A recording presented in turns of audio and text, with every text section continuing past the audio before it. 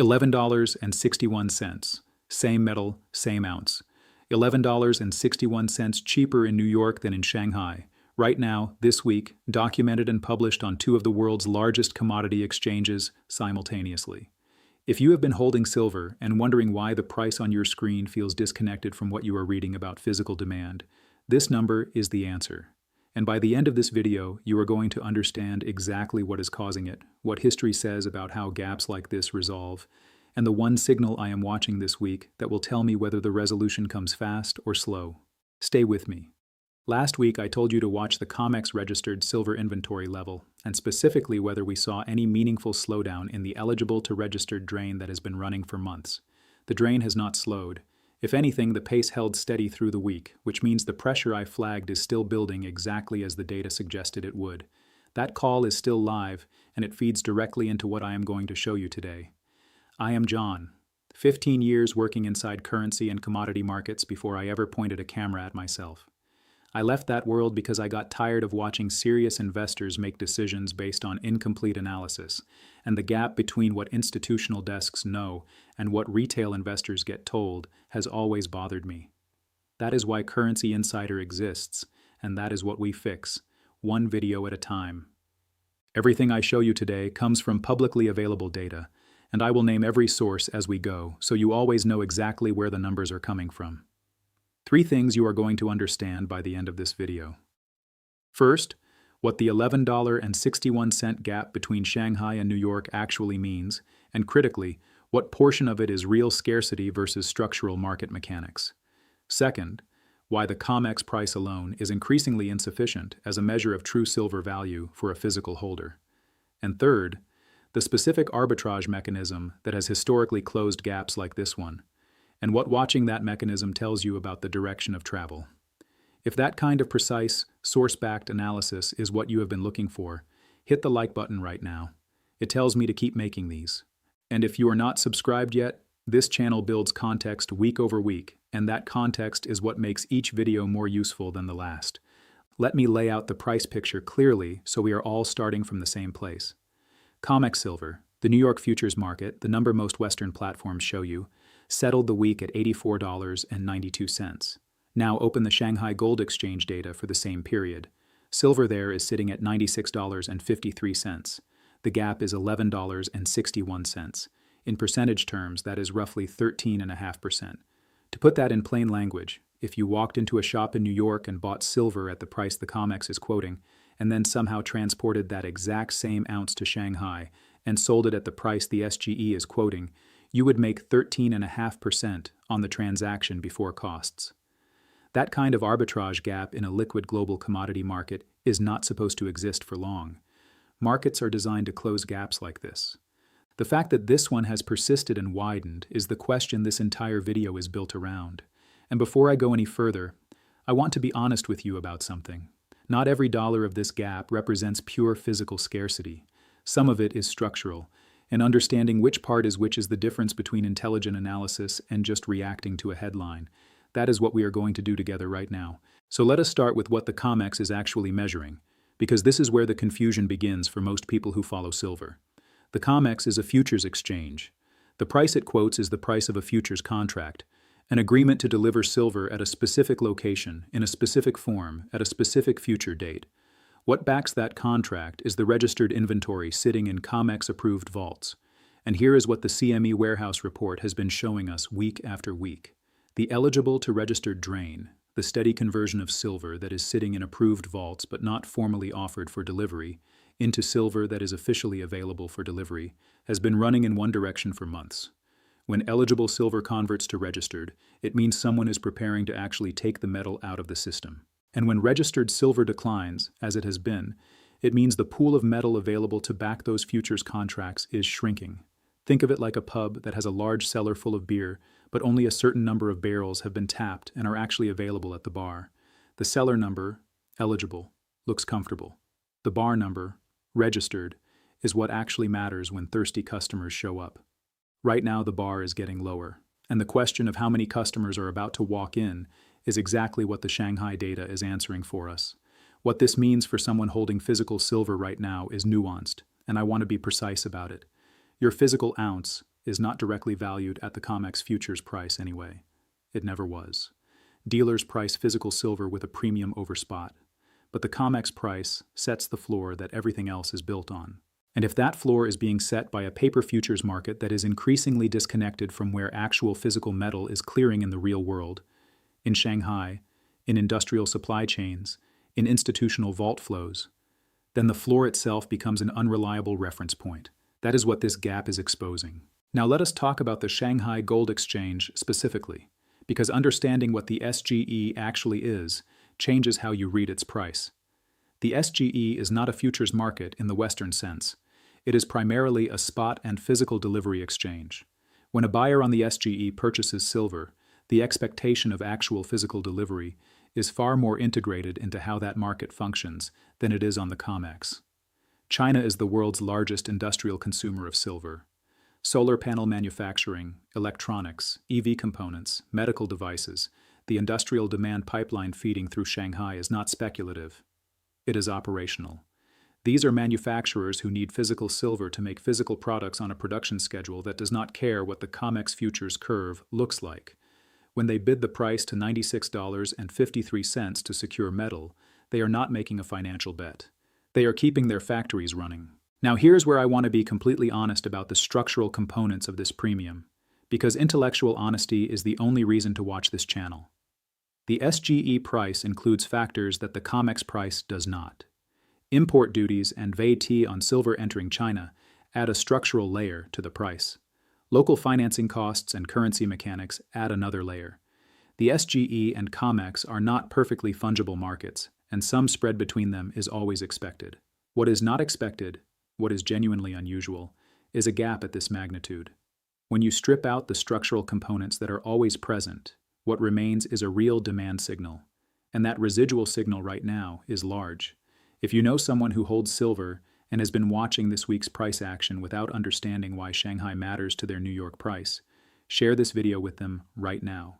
This is exactly the context they are missing, and they are probably not finding it anywhere else. Here is the mechanism that makes this gap close, and why understanding it tells you the direction of travel, even if it cannot tell you the timing. When the price of silver in Shanghai is significantly higher than the price in New York, the rational trade is simple. Buy silver in New York, ship it to Shanghai, sell it at the higher price, pocket the spread. In practice, this is called physical arbitrage, and it is exactly how commodity markets self-correct over time.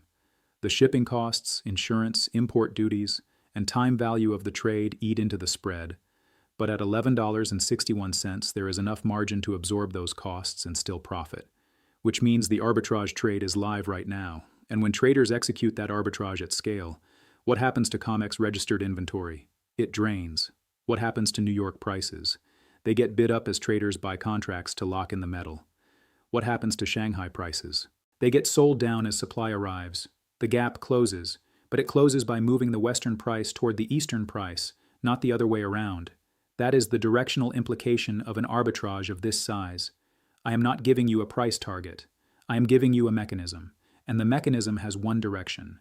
Now, let me pause here and ask you something I genuinely want your answer to. Drop it in the comments right now. Two things. Are you holding physical silver, COMEX-related exposure like an ETF or mining stock, or both? And when you see a 13% gap between the two biggest silver exchanges in the world, does your instinct say that is a broken market that will snap back, or that the Western price needs to catch up with Eastern reality? Tell me which camp you are in. The comment section here is a real-time sentiment tracker, and I read every single one. The macro context sitting underneath all of this matters enormously, and I want to address it directly rather than let it sit unexamined in the background. The U.S. 10-year Treasury yield is at 4.13%. In a world where a Treasury yields over 4%, the standard argument goes that non-yielding assets like silver face a structural headwind. Capital flows to the guaranteed return, rather than to a metal that pays nothing. That argument has merit in a stable geopolitical and industrial environment. But here's what the $11.61 gap is telling you about that argument. The industrial buyer in Shanghai does not care what the Treasury yields. They are not choosing between silver and a bond. They are choosing between making their solar panels and not making their solar panels. The demand driving the SGE price is not a financial allocation decision. It is an operational necessity. And that kind of demand does not respond to rate policy the same way a portfolio reallocation does. The Congressional Budget Office fiscal trajectory data for the United States, and this is a matter of documented public record, shows a deficit path that is increasingly difficult to frame as manageable. I'm not saying the dollar collapses. I am saying the fiscal math is becoming a structural question rather than a cyclical one. And when that question is live in the background, the argument for hard assets as a portion of a serious portfolio gets structurally stronger, regardless of where the Treasury yield sits on any given week. De-dollarization is not a Tuesday event. It is a decade-long structural process. But the direction of travel is visible and documented. For UK investors specifically, the LBMA lease rate data for silver is worth watching alongside the COMEX and SGE numbers. London is the world's primary over-the-counter precious metals market, and when lease rates for physical silver tighten in London at the same time, the SGE premium is running at 13%, which is the current direction. That is a corroborating signal that the physical tightness is not a regional quirk. It is a global phenomenon expressing itself most visibly in Shanghai first. The industrial demand picture is the foundation that everything else is built on, and I want to make sure it lands correctly rather than just as a talking point. The Silver Institute, which publishes the most comprehensive annual supply and demand survey for silver in the world, has documented 3 consecutive years of structural physical deficit. The world is consuming more silver than it mines and recycles. Now here is where I want to give you both sides honestly. Thrifting is real. As silver prices rise, manufacturers look for ways to use less silver per unit, thinner conductive layers in solar cells, more efficient circuit designs. That does partially offset the scale effect of growing industrial volumes. But here is the counterweight. The scale of solar deployment globally has grown faster than the thrifting rate has reduced per unit silver intensity. The Silver Institute's data shows photovoltaic demand more than doubling over a 4-year period.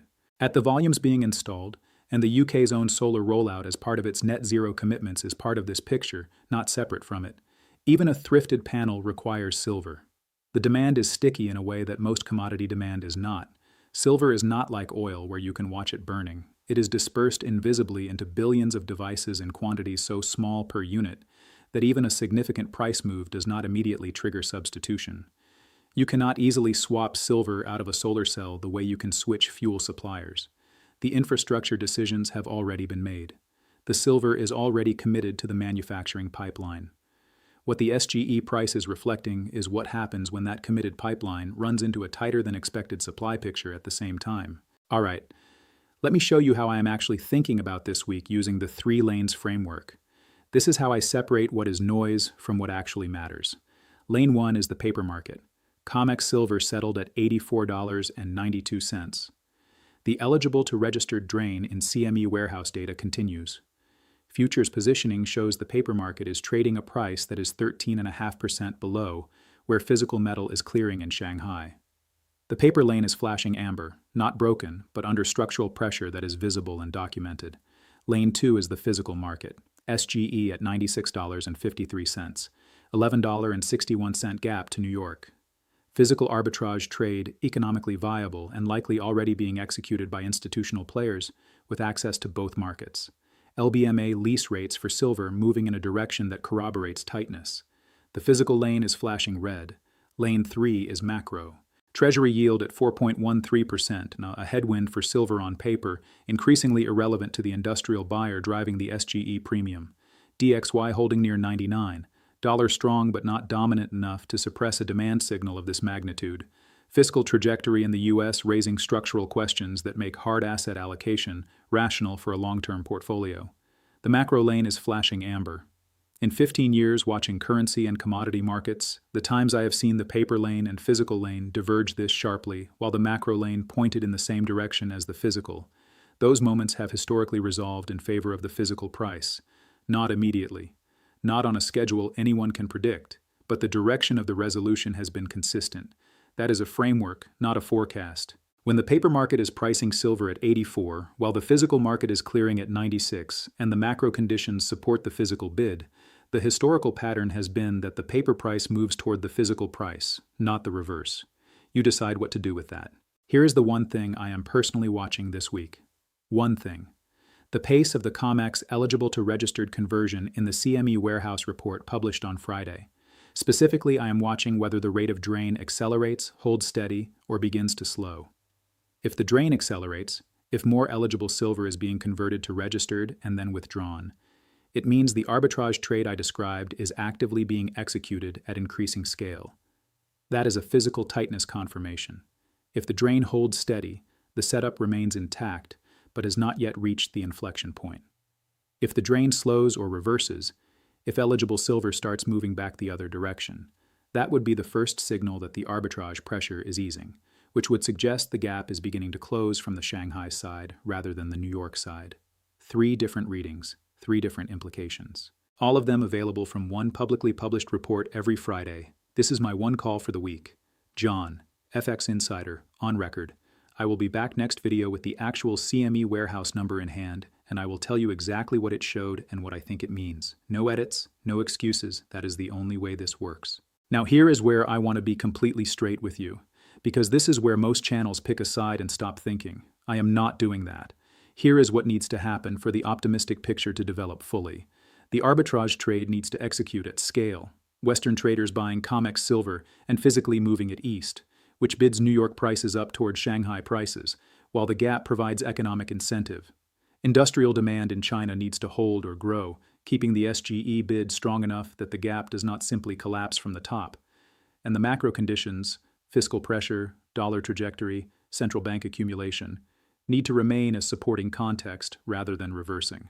If those 3 things stay aligned, the mechanism for a meaningful move in Western silver prices is structurally in place.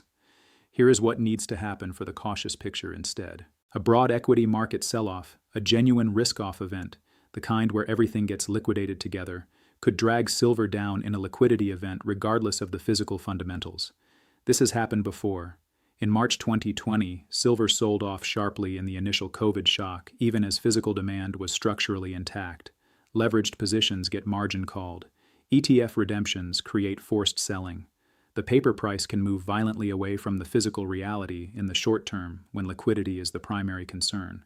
The SGE premium could also compress if Chinese industrial demand hits an unexpected slowdown, a property market shock, a policy change, an abrupt shift in manufacturing activity. That would reduce the Eastern bid without necessarily improving the Western supply picture. Both of these scenarios are genuinely possible. Your job is not to pick one and emotionally commit to it. Your job is to understand both and watch which conditions are actually developing in real time. The market will tell you. You just have to be watching the right things when it does. Before we close, the disclaimer you need to hear. And I mean it. Everything in this video is educational content based on publicly available information. Currency Insider does not provide financial advice, investment advice, tax advice, or legal advice. Nothing here should be construed as a recommendation to buy, sell, or hold any asset. Past market behavior is not a guarantee of future results. Always consult a qualified financial professional before making investment decisions. Before the 2 questions, if you got value from this today, the like button takes 1 second and it genuinely helps this channel reach investors who are trying to navigate these markets with real data rather than noise. Hit it now. I want to ask you 2 things, and I genuinely want your answers. Not just a thumbs up. First, are you currently holding physical silver, a silver ETF, mining exposure, or some combination? And has the SGE COMEX gap changed anything about how you are thinking about that position this week? Second, the arbitrage mechanism I described, where Western traders buy COMEX silver to ship east and close the gap. Do you think that mechanism is already running at scale right now? Or do you think there are barriers keeping it from executing that the mainstream analysis is missing? Drop both answers below. The comment section here becomes a real-time sentiment tracker, and I read every single one. Subscribe, because next week I am bringing the actual CME warehouse report number back to this conversation, and we are going to build the next week's analysis directly from what the drain data shows. That is a live, data-driven conversation, and it starts here. And if someone in your life is watching silver this week and wondering why the price on their screen feels wrong, share this with them. That is the whole point of this channel. This is Currency Insider. Know the market, protect your currency.